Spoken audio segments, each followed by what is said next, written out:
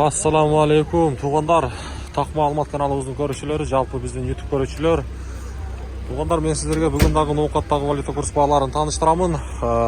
29 ноябрь 2024 жыл Ноокат шаары, сааттын жебеси 14:27. Баарыңыздардын бүгүнкү ек жумаңыздар маарек болсун. Жума намазынан кийинки бүгүнкү валюта курс баалары. Негизи кече рубль 0.74 чейин түшүптүр. А бүгүн буюрса 0.80 тыйынга көтөрүлүп калыптыр. Доллар саткалуу Доскредо банк 86.80, евро 91 сом 10 тыйын, рубль болсо 0.80 тыйын. Коммерциялык Кыргызстан банкта рубль 0.790, 0.79.